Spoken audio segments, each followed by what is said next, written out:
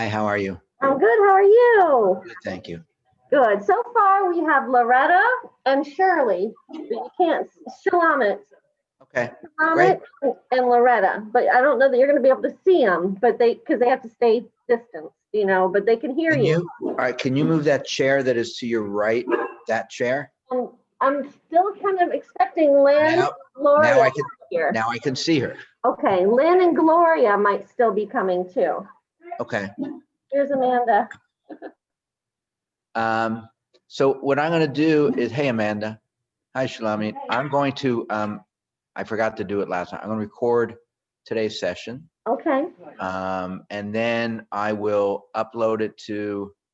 That's Loretta. Hi, Loretta. How are you? I will upload it. I will upload it to my YouTube channel, and then you guys can distribute it to residents as you see. I can put it on there. Yeah, I love it. Okay. Can everyone hear me? Okay. Yeah. Can you hear me? Shalami, you can hear all right? Shalami, can you hear? Yeah. Great. So I want to. Zoom is weird and Zoom is hard, and it's also hard when you guys are spread out all over the room and far from the computer. But please, if you have questions, you want to make comments, say something. Don't be intimidated. And if Loretta wants to say something, maybe y'all can turn the computer, whatever works best. We'll make it work. Okay. I hope everyone is doing well. I miss seeing some of you guys. It's been a long time since we've been able to do this. And are you guys scheduled? When are you guys all going to finish with your vaccines? We haven't got the first one yet. We'll get it tomorrow. Pardon me? We're getting the first one tomorrow. Good. So maybe when everyone's vaccinated, you allow people in the building. We'll see. All right. I'm going to share my screen because I have a presentation that we're going to use. There will be a video that I'm going to use as part of the presentation, but it's got closed captions, so I can play it through my computer. That's not what I want, because if I play it through my computer, okay, here we go. Can all of you see? Can you see this? We can see on a black screen. Great. So I just want to give a very quick introduction. Last week we had a sort of general overview of what I'm trying to do with this mini course. It's looking at the history of the women's movement in America. Most people, when they sort of want to create a timeline, they trace this to the Seneca Falls Convention of 1848. We talked about that last week. I want to just define one term because that's what we're going to do over the next several sessions. We'll see how long each one takes us, is the idea of periodization. So periodization is an attempt to categorize universal history or divide time into named blocks. The idea, it provides us convenient terms for period of times, and we're looking for eras that have relatively stable characteristics. So you can, if you make generalizations about whether it's a 10-year period or 20-year period or however long, things were generally true. This is not to say that change wasn't going on during these eras, but there's similarities and it makes sense to speak about them. In terms of the women's movement, I want to talk about 3 eras, 3 periods in particular, which I think were very pivotal and still resonate with us today. This is derived from a book called Divided Lives, American Women in the 20th Century.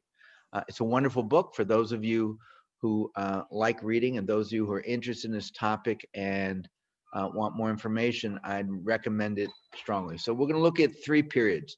The first one she calls Claiming the Rights of Men, which is 1912 to 29. We're going to discuss that today and maybe into next week, or next session, see how long it takes us to get through it. The second period is the crisis year, 29 through 45, obviously the Great Depression, the rise of fascism in Europe, World War II. And the third period is Feminism Reborn, 61 to 73. We'll see there it overlaps with the the civil rights movement and the women's movement learned a deal from the success of the civil rights movement in terms of strategies and tactics and organization. So let's turn to the first period that we wanted to talk. And that is, make this a little, all right, I want to deal with this period as claiming the rights of men.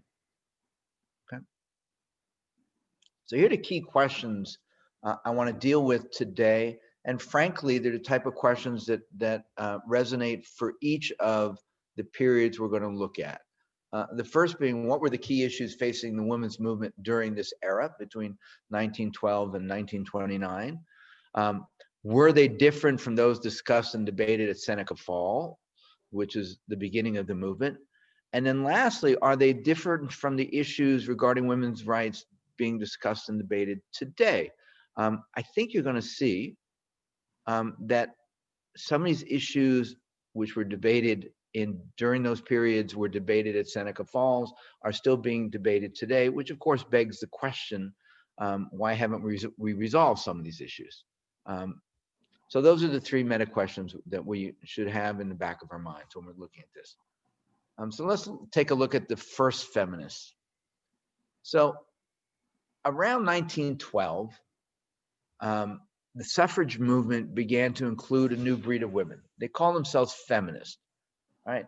So here's the difference. Women reformers, the suffragettes were really focused on the right to vote and the right to vote exclusively.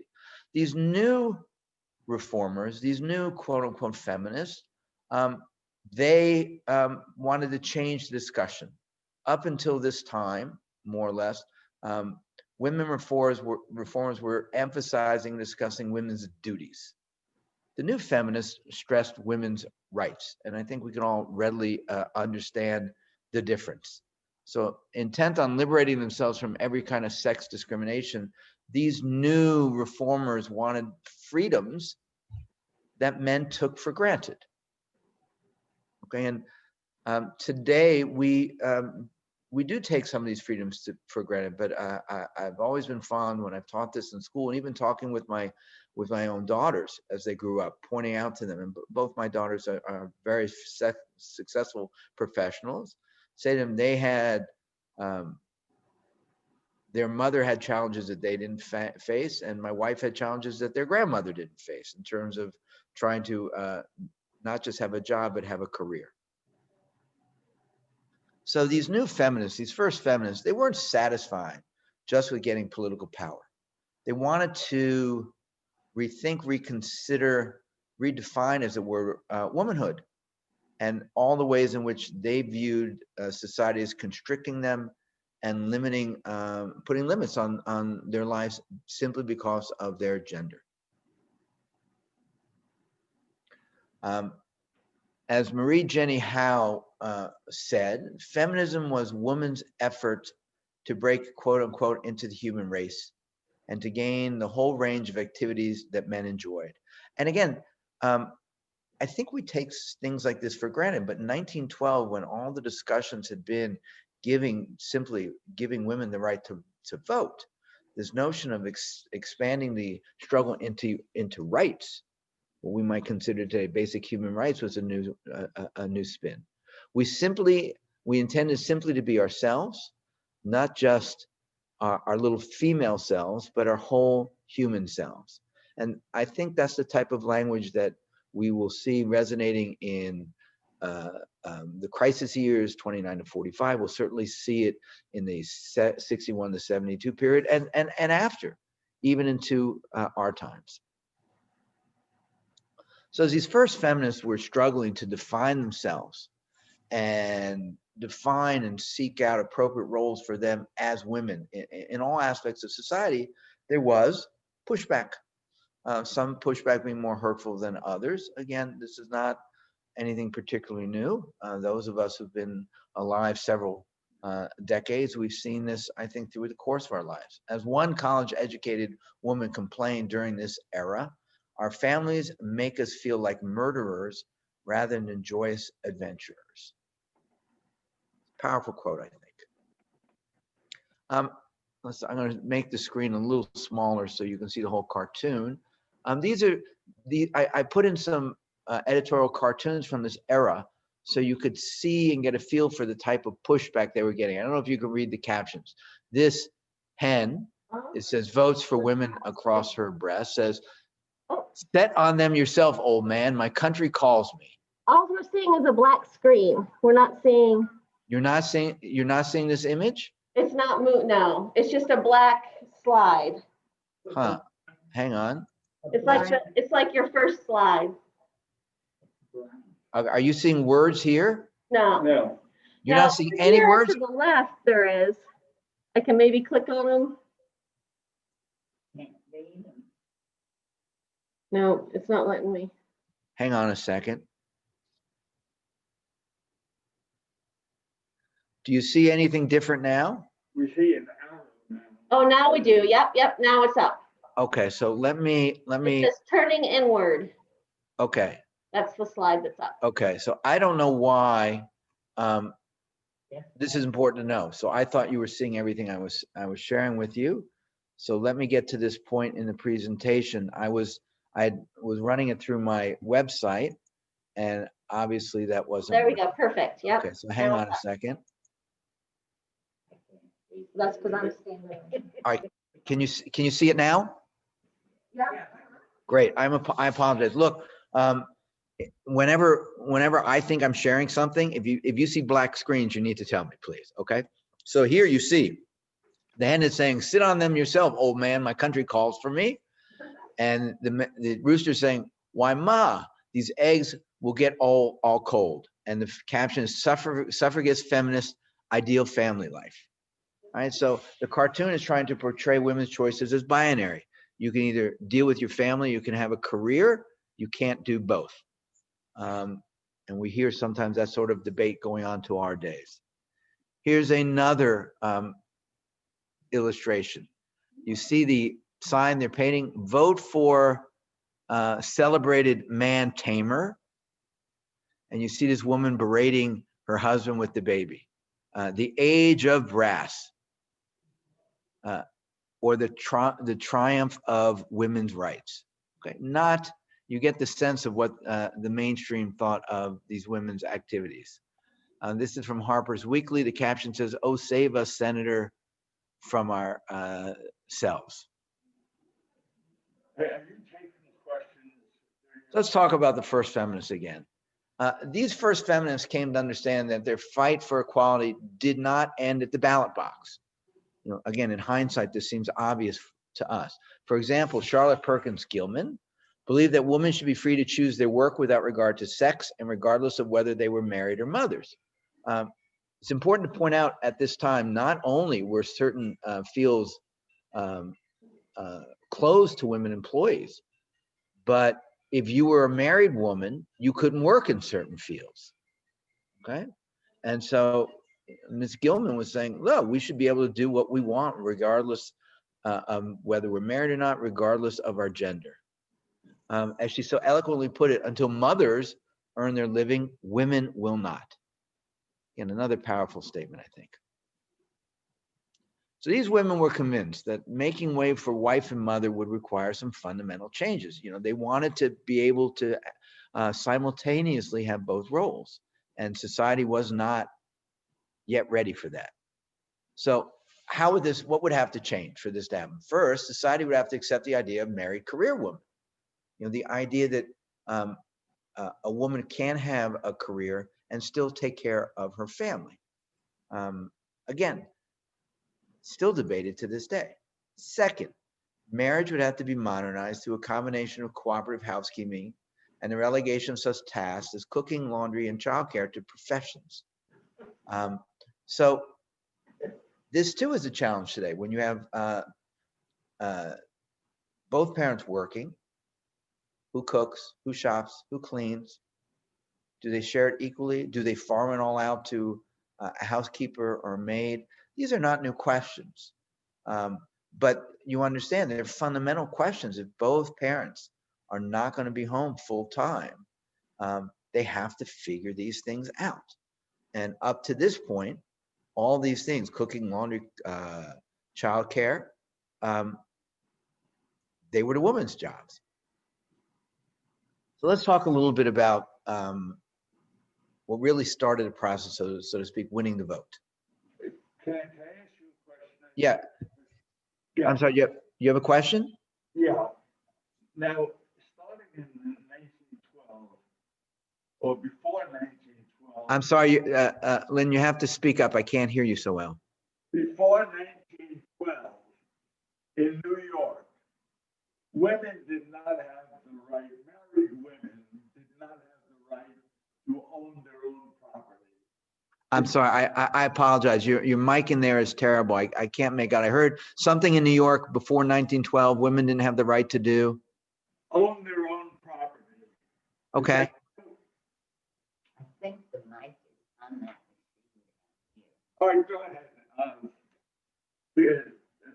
I don't want to interrupt you. Yeah, no, if I'm hearing you right, I think, there up to this 1912, there were hodgepodge, I think, of laws, varied from state to state. In 1912, two states had already, by 1896, we'll see two states had given women the right to vote. Two more did in 1896. So I think this is true of any group seeking new or expanded rights. When it operates on a state level, you could have tremendous differences from state to state. And so if you want universal suffrage or you want universal whatever it is, you need to make changes on a federal level, so that we'll use your example of property ownership. So I could imagine if New York said women can't own property, but another state said they could. And again, it's a good point you make.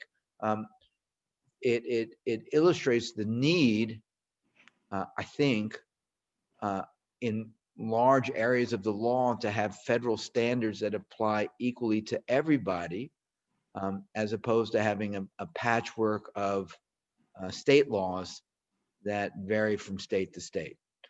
I think what we're going to have to do is we'll talk to Lisa. There's probably an external mic that y'all can get. All right. Again, we're dealing with what we have. This is not ideal. So Carrie Chapman Catt quipped in 1917 that she didn't know whether vote was a right, a duty, or a privilege, but she said, whatever it is, women want it. An interesting perspective. I personally, I think it's all three at the same time. I think it's a right, I think it's a duty, I think it's a privilege, but she's right. However you want to view it, everyone wants that right, even today, which is why there's so much debate and discussion about perceived efforts to purge voter rolls or keep certain individuals or groups of individuals from voting. Very hot topic. So women who sought the vote were often trivialized, they were mocked, they were derided, they were demonized, and this view held sway for many decades. Again, we have some cartoons. When women vote, it says washing day. So notice the fathers, wash your shirts with Sud soap. So here's dad holding the baby, washing, and look, the women are eating chocolate, they're playing cards, God forbid, they're smoking. And the sign says husband's working hours 3 a.m. to 12 p.m., Monday washing day, Tuesday darning, Wednesday house cleaning, Thursday scrubbing, Friday marketing, Saturday more work of any sort, Sunday more work. Okay. And then the woman saying, yes, my old man is a lazy old wretch. Now, what's interesting, if they ran the same cartoon and the men were sitting and smoking and playing cards and eating chocolate and the women were washing and you had the same caption, people go, sure, yeah, that's normal. Okay. The suffragette at home, we don't know what we want, but we'll get it.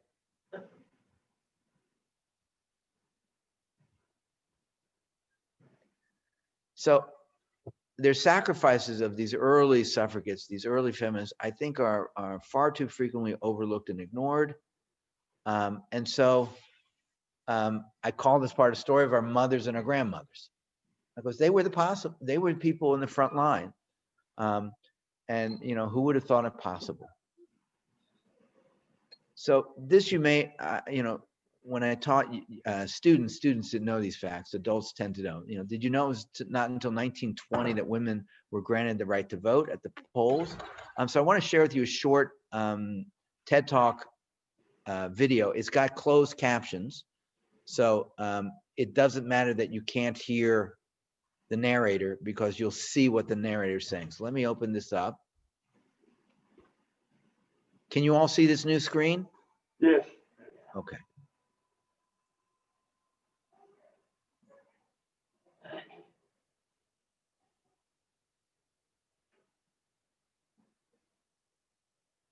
I think we're not getting something you think we're getting. We only have 3 lines of words. Hang on. Was that on the dash? Sorry, I had it queued at the end, not the beginning. Yeah. That was an actual. Where's the map? I don't know where Lisa went. I don't know how to work that.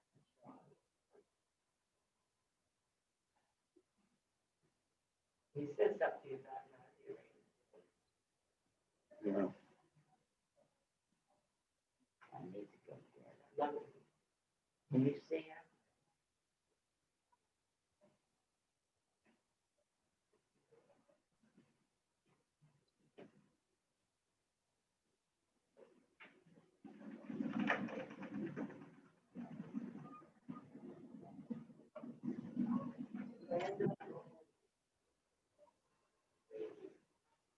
There were several states that gave you the right to vote in the 19th century.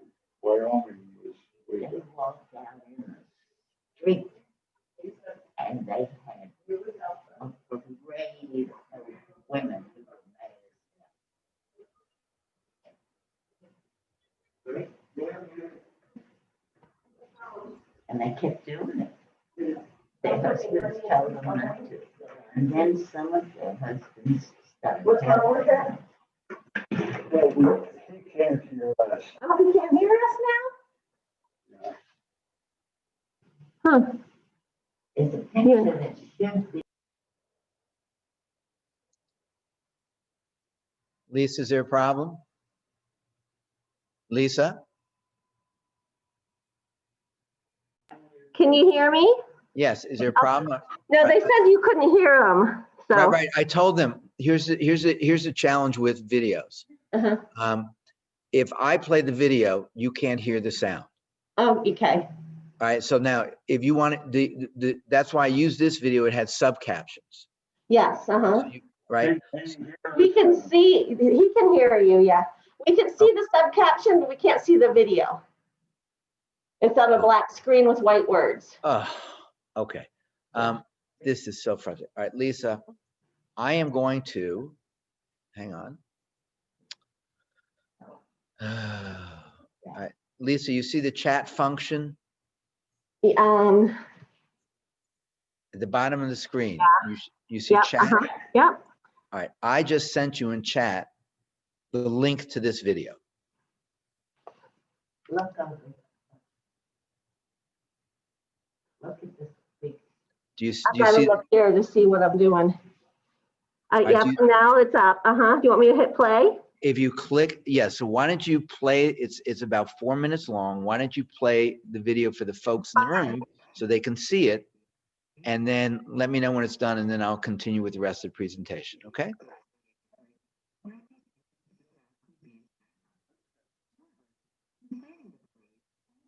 You got it? Is it playing?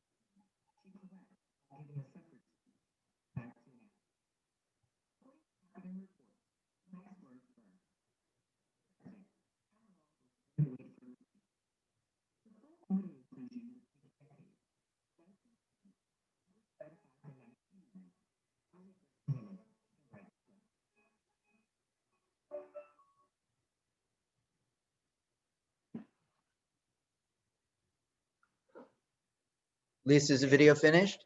You just finished and we're going back to you. Okay, great. Okay. So again, Now we're back up to the screen. great. with Frank. I apologize. I don't know why we're getting stuff. So weird stuff. So the video was a nice piece of background to this. I want to give further context.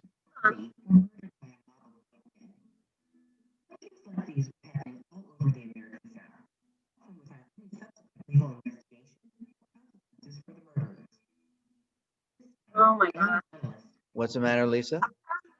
It keeps playing something else.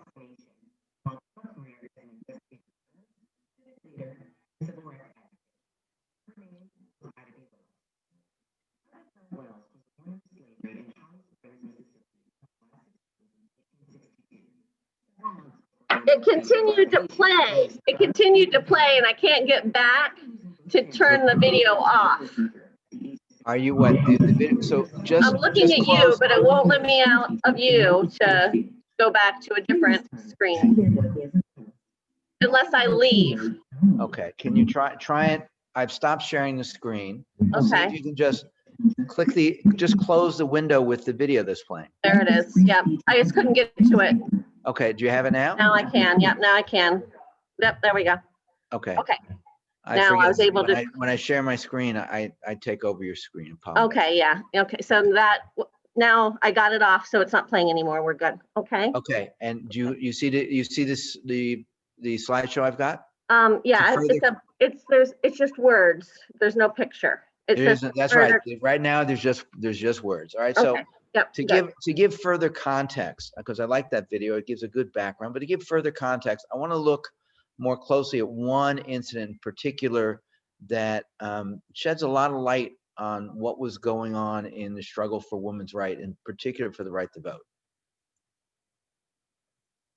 So in the years prior to 1920, women took to the streets to make their voices heard. We just talked about it. They were, in particular, were calling out to and against Woodrow Wilson, who was strongly opposed to women having the right to vote. So in one day, the women actually had the audacity. They picketed the White House while carrying signs asking for the right to vote. Though innocent of any crime, they arrested and jailed. They were outside, we can relate to this perhaps, they were outside the grounds of the White House on public property, expressing their first freedom rights to free speech, and they were arrested. Ultimately, some 218 suffragists were arrested on charge of obstructing traffic. Many of them were incarcerated at the Occoquan workhouse in Virginia. They were very poorly treated there. In particular, on November 15th, 1917, all hell broke loose. It was called a night of terror. You'll see why. The warden ordered his guards to teach, quote unquote, teach that women a lesson because they dared to picket the White House for the right to vote. They beat Lucy Burns, chained her hands to cell bars above her head, and left her hanging for the night, bleeding and gasping for air. They hurled Dora Lewis into a dark cell, smashed her head against an iron bed, and knocked her out cold. Her cellmate thought she was dead and suffered a heart attack. Mrs. Pauline Adams, in prison garb she wore while serving a 60-day work sentence. Additional affidavits describe the guards grabbing, dragging, beating, choking, slamming, pinching, twisting, and kicking the women. For weeks thereafter, the women's only water came from an open pail. Their food, all of it colorless slop, was infested with worms. When one of the leaders, Alice Paul, we mentioned her already, embarked on a hunger strike, she was tied to a chair. A tube was forced down her throat and liquid poured into her until she vomited. She was tortured like this for weeks until word was smuggled out to the press. Authorities tried to persuade a psychiatrist to declare Alice Paul insane so that she could be permanently institutionalized. The doctor refused. Alice Paul was strong, he said, and brave. That didn't make her crazy. The doctor admonished the men, courage in women is often mistaken for insanity. So this was not a genteel era. The pushback against women seeking equal rights, seeking the right to vote could be very harsh. This is perhaps, if not the most notorious, one of the most notorious examples of this, rarely taught, rarely discussed ever in history classes with the young people. Here's a picture of the leaders of the National Women's Movement. They, after the 19th Amendment had been ratified, you have Mrs. Lawrence Lewis, Mrs. Abby Scott Baker, Anita Pulitzer, Alice Paul, Florence Beckel, Mabel Vernon standing right. I have encountered riotous mobs and have been hung in effigy, but my motto is, says Susan B. Anthony, men's rights are nothing more, women's rights are nothing less. And so, you know, we see in hindsight the disconnect between what the women were saying and asking for, and, for example, some of these editorial cartoons I shared with you. This vilification in very stereotypical terms, incorrect stereotypical terms, of women seeking equal rights will continue for generations. We talked about it a little bit last week, Lynn, when we said, you know, you had people like Rush Limbaugh talking about feminazism and all sorts of crazy stuff.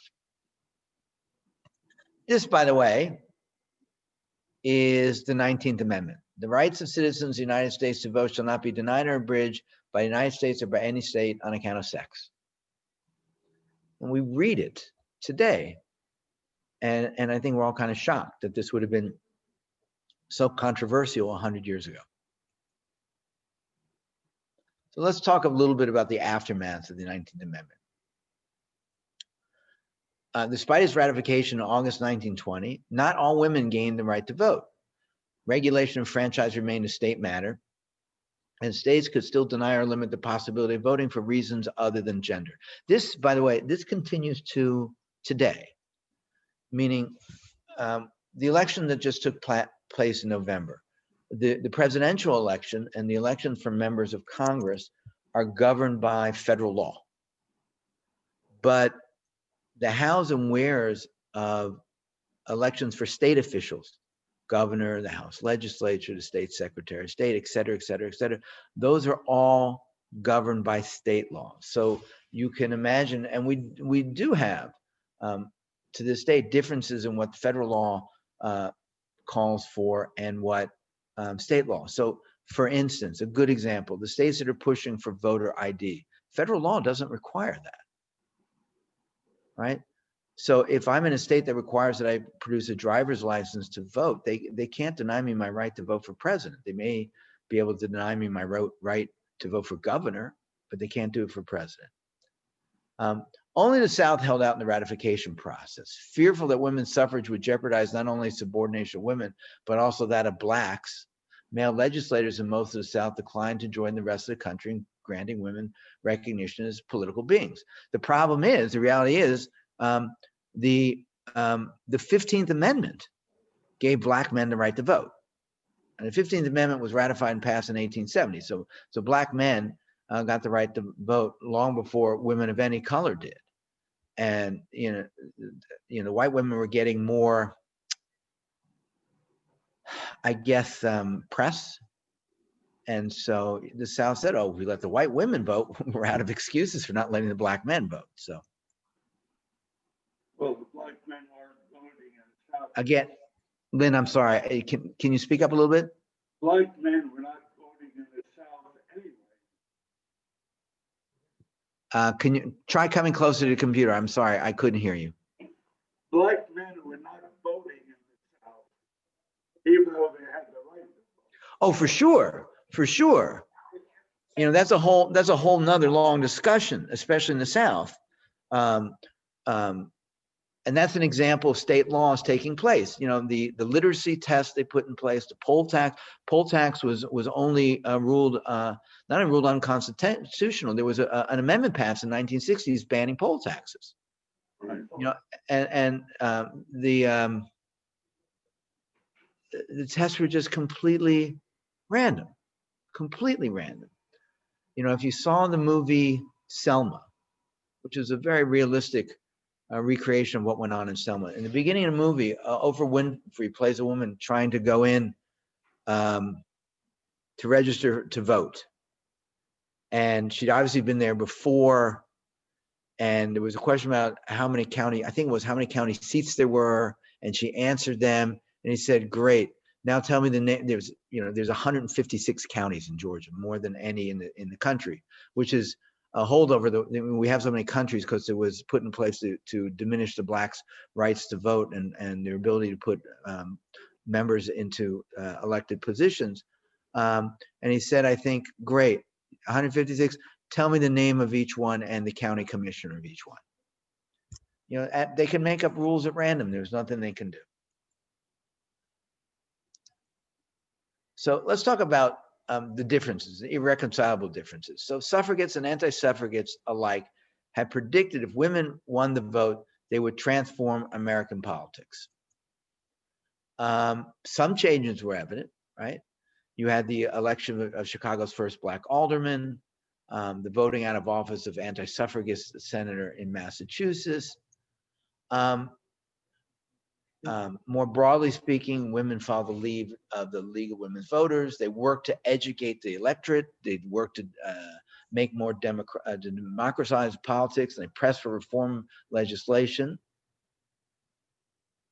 And here's some of the successes they achieved in terms of reform. The establishment of Women's Bureau in the Department of Labor to monitor women's working conditions.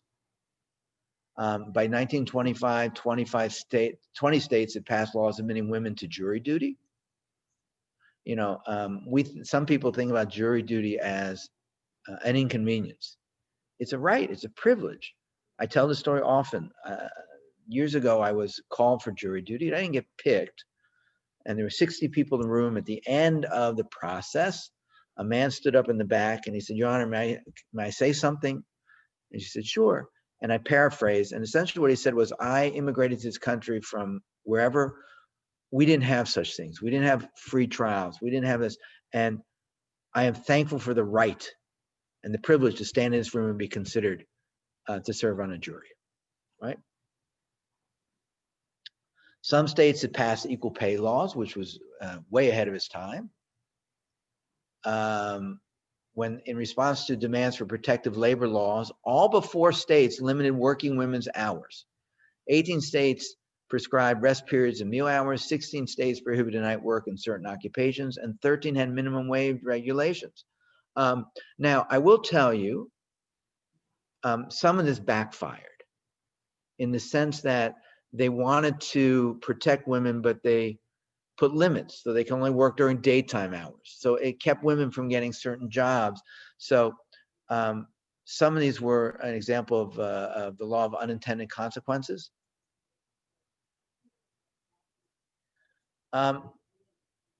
Despite the triumphs, tempo for reform began to slow down. I think this is a fact of life. You get your big victory, and you step back and take a deep breath and say, we've worked so hard, maybe we could take a break. So in 1923, for instance, the Supreme Court struck down minimum wage laws on the grounds that such legislation violated the 14th Amendment's guarantee against unreasonable infringement of freedom of contract. Very interesting. It took, in the first half of the 20th century, the Supreme Court was not friends of the labor movement. Child Labor Amendment won ratification in only 6 states. Only 6 states banned child labor.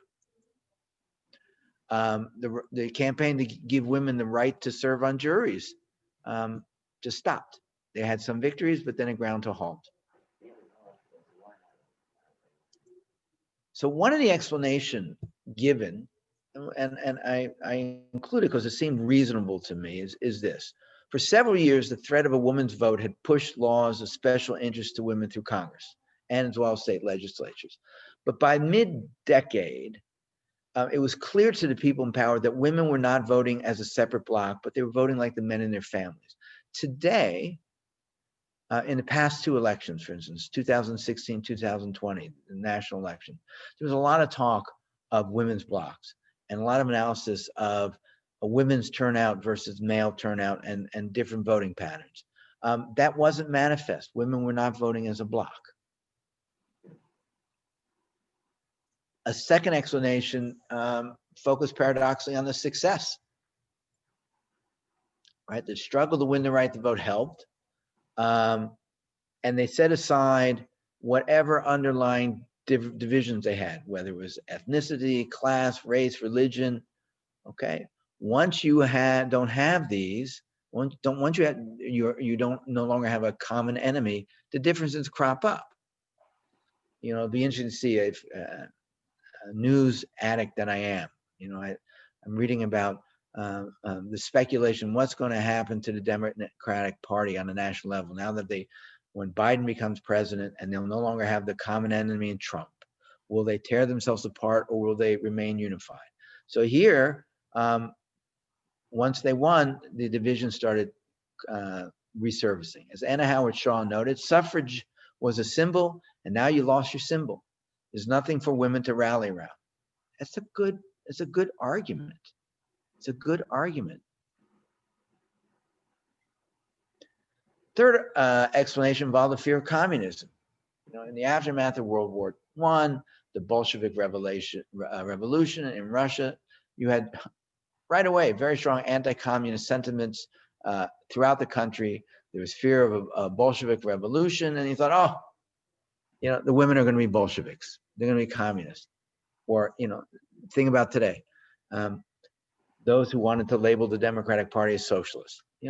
Words are powerful, and once that Bolshevik label got attached to the women's movement, it was hard to shake. Right? In an attempt to prove that such fears were justified, General Amos Freeze, who was then head of the U.S. Chemical Warfare Service, he produced a chart, a spiderweb's chart, which described all the connections between the women's movement, all their organizations, and groups that were promoting a Bolshevik takeover of America. We think these things only exist in our time. We see back then too. So the list included every major women's organization from the Women's Trade Union League to the American Home Economics Association, along with 29 of the country's most prominent women's leaders, right? You banned them all as Bolsheviks. and you undermine their credibility. So you had a backlash, not surprisingly, and it weakened the women's movement. And so you had the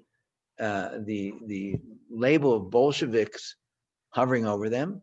They lost their common enemy. Their divisions were resurfacing. It's not surprising that things began to peter out. You also had, interestingly, younger women were beginning to argue that women should have sexual freedom than as opposed to imposing sexual restraint on men. It's I think it's a hint of what we'll see happen in the 60s. Black women, right? They, in turn, they wanted to direct the movement's attention to Black women's continued inability to vote in the South, despite the passage of the 19th Amendment. You know, we'll see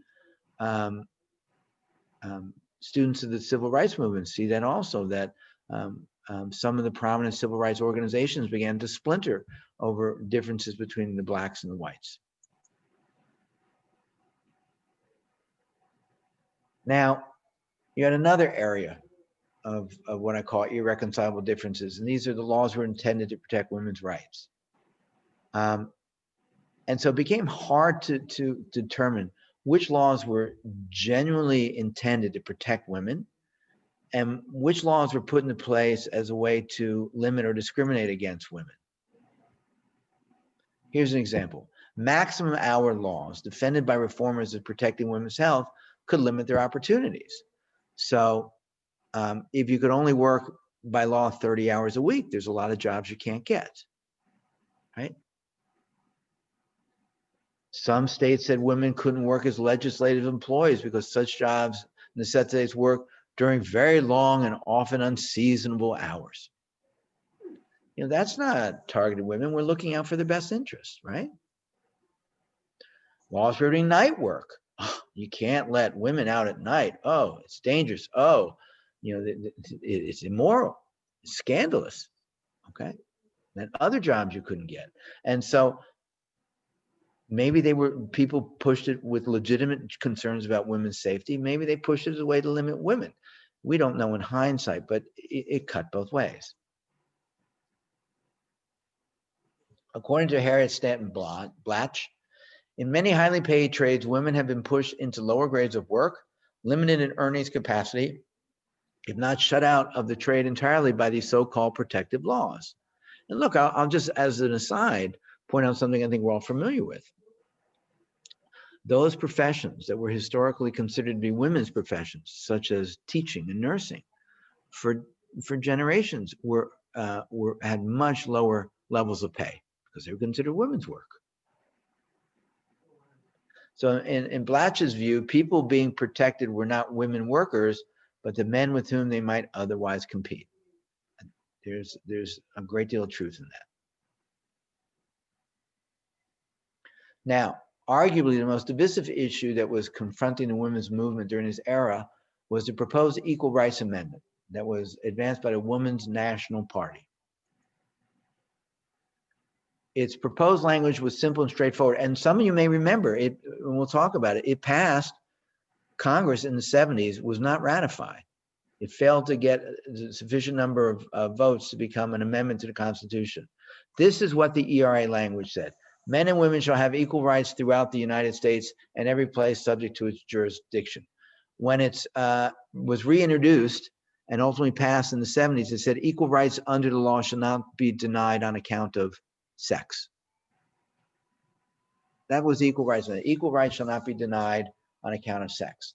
This was thought to be controversial. With one simple amendment, its supporters sought to end forever all distinctions between men and women in laws affecting family law, possession of property, political rights, et cetera, et cetera, et cetera. Right? It would have given them equal rights under law.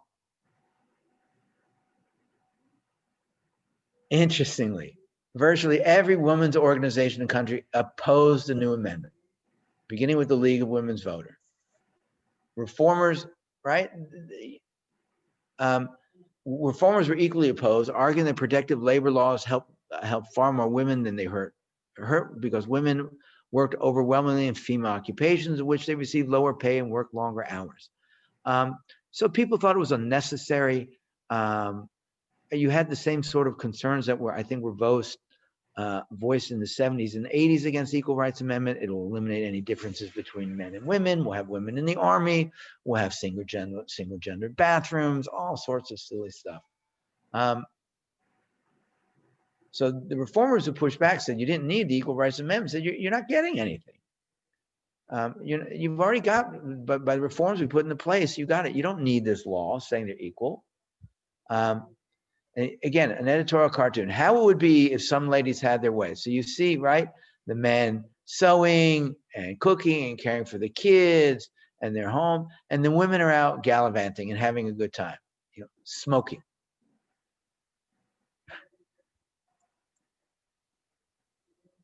What? Dinner not ready? What have you been doing? Woman coming home and man's he's in slippers, he's in skirts. You got the screaming babies, the fighting babies. Let's see if you made. God made him, therefore let him pass for a man. Women wants but little here below, nor wants this long. Frailty, thy name is man. Okay, you see just extreme views that I think the picture speaks for itself. Okay. So it's worth asking who was right about this ERA question. Was it needed? Was it not needed? Okay. So unions suffered repeated reverses in the 20s. So women were less protected than before, which would say that the ERA was needed. Most women worked in low-paying jobs and did not compete directly with men. Maybe it wasn't needed. Protective labor legislation sheltered them from exploitation without subjecting them to job competition for men willing to work longer hours. And yet, you had in the 1920s, before the crash, you had an expanding economy. New job opportunities were being created, but they were and could be placed beyond a woman's reach by the passage of these protective labor laws. Too many hours, what days you could work.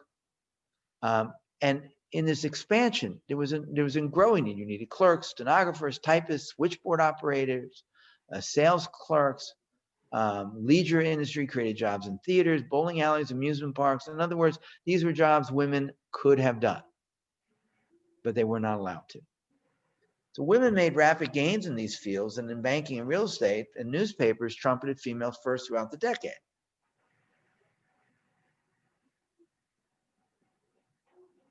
Let's take insight. So let's summarize and look back a little bit. By the end of the 20s, feminism as an organized movement was in retreat. Because if you got the spider web linked to Bolshevik revolution, the battle over the ERA was taking a heavy toll.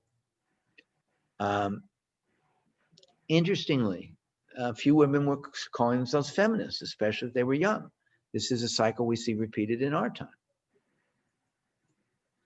Feminism among women growing up in the 1920s meant being lonely and unmarried. Again, it's a trope you saw in the 70s, you saw in the 90s, you still see to our day. A younger generation, taking for granted the gains of their elders, tried to work out the consequences of those changes in their personal lives. As a feminist idea that there was unity in gender began to erode, women turned inwards to focus on their own private concerns. We're not out to benefit society. We're out for Mary's job and Lula's art and Barbara's independence and the rest of our individual careers and desires. And that's understandable. If you're not making progress on the big picture level, you want to start focusing on your job or your career or what's in it for you.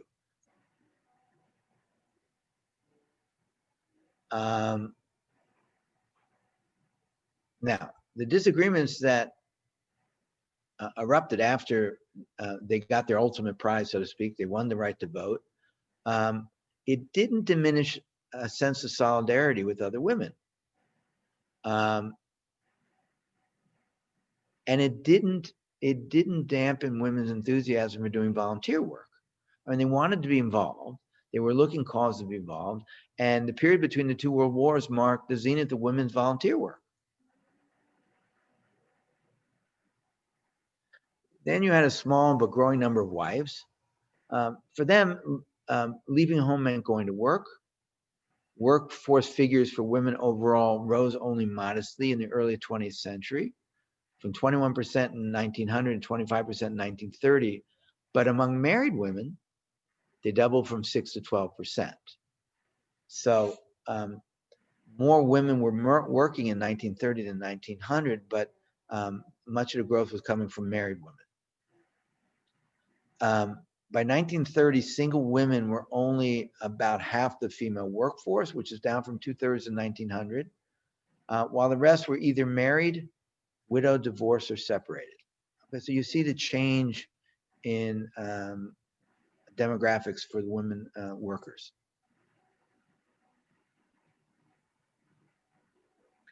So rising aspirations, as you might expect, impacted privileged women more. They had a new emphasis on college and careers, and privilege, again, true to our days. If you have the economic means, college is a given. So in those days, college may not have been a given for women, but if your family had the means, it was a possibility in a way it wasn't for poor women. Female college graduates tripled, while women who earned doctorates almost quadrupled during the 20s. In the same period, the number of women professionals rose by 50%, while the female workforce increased by only 25%.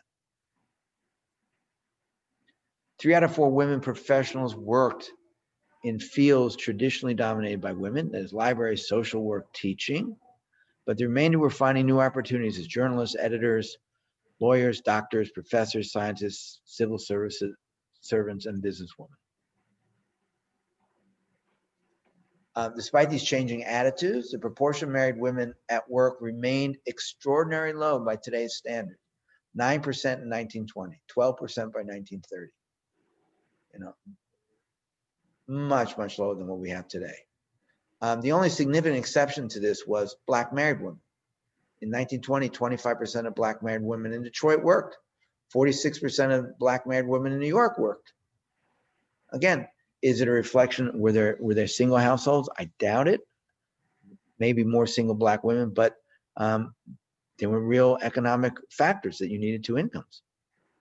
Domestic positions accounted for 3/4 of the jobs held by Black women in the 20s, which is understandable. Discrimination kept them from getting other jobs. The improved standard of living in Blacks in the North, it did, but it didn't make it. You had more money, but it didn't really get many people out of poverty. Rules against employing wives added to the difficulties, right? Here's one example. More than 60% of the boards of education polled in the mid-1920s confirmed that they continue to discriminate against married women in new hiring. In 50% of all school systems, women had to resign upon marriage. Think about that. You get married, you have to quit your job. In addition to obstacles that women faced in the workplace, they had the domestic responsibilities were still very burdensome, right? Made it hard to work outside the home. I've seen people make the claim that the biggest boon to the women's movement was the invention of the washing machine. Sounds crazy. I remember in my grandmother's house in New York, she had still had her wash basin and a scrub board. She didn't use it. She had a washing machine. But if you had 2, 3, 4 kids and you had to wash your clothes by hand, you couldn't do anything else. You were doing laundry every single day, all day. Right? For poor, uneducated women, the difficulty of combining work and domestic responsibilities just remained enormous. They couldn't do it. Now, women who wanted to do both, of course, faced both in work and be mothers, faced incredible challenges. The writer Crystal Eastman, who lived in England during most of the 20s, summed up this dilemma thusly. Women who are creative, or have administrative gifts or business ability, and who are ambitious to achieve and fulfill themselves in these lines, if they also have the normal desire to be mothers, must make up their minds to be a sort of supermen, I think. That imagery still applies today. And so that was my presentation for today. And timing was perfect. We just hit 12 o'clock. I thank you all for tuning in. If you guys can talk to Lisa and see if we can figure out a better system of a microphone, if there's some sort of,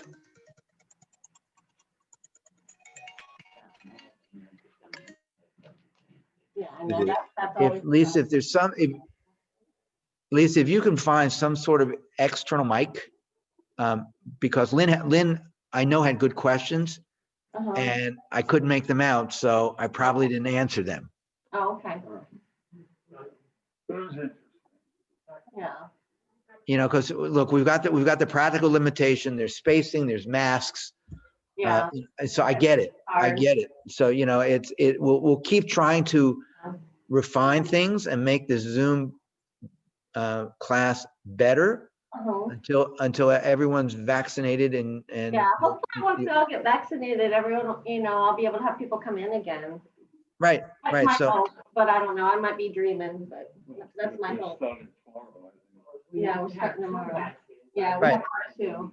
okay, so as I said, I will upload this to YouTube so you can share it. Perfect, thank you. We'll be in 2 weeks, and again, if you could figure out something with a mic, Oh, clapping. thank you.